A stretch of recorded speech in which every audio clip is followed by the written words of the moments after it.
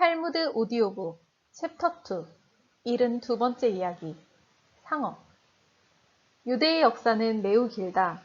성서시대의 유대 사회는 농사 위주의 사회였다. 그래서 외국과의 교역은 별로 많지 않았으며 상인이라는 말은 곧 비유대인이라는 말로 이해되기도 했다. 그래서 유대인들은 물건을 사고 파는 매매 행위가 거의 없었다. 다만 유대인이 상업에 종사할 때는 저울을 정확히 하고 물건을 속이지 말라는 상식적인 상도덕이 있을 뿐이다.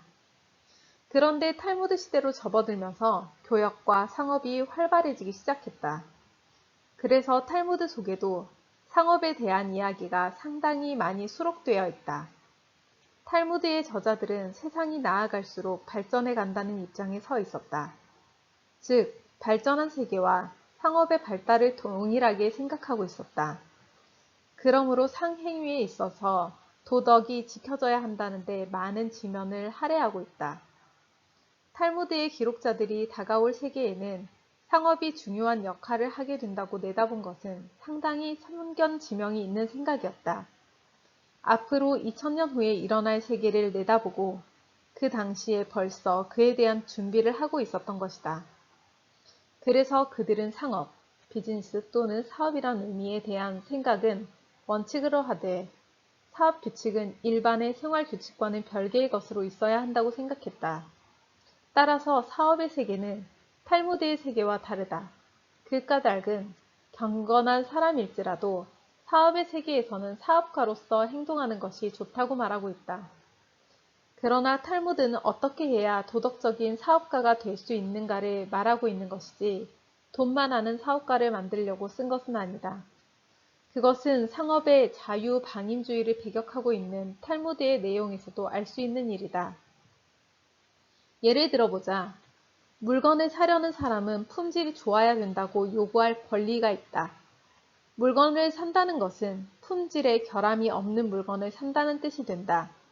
그러므로 서로 물건을 파는 사람이 물건에 결함이 있어도 한 번 산 것은 바꿀 수 없다는 조건을 붙여서 팔았다고 해도 그 물건에 결함이 있으면 물건을 산 사람에게는 물건을 바꿀 수 있는 권리가 있는 것이다. 그러나 한 가지 예외는 있다. 사는 사람이 물건에 결함이 있다는 것을 확인하고 그래도 좋다고 샀을 경우이다. 예를 들면 자동차를 사고 파는데 팔 사람이 이 자동차는 엔진이 없습니다 라고 해서 그것을 인정하고 샀을 경우 산 사람은 엔진이 없다고 해서 다시 바꿀 수 없는 것이다. 탈무드는 파는 사람에 대해서도 물건을 팔 때는 반드시 결함이 있다는 것을 구체적으로 설명해 주라고 규정하고 있다.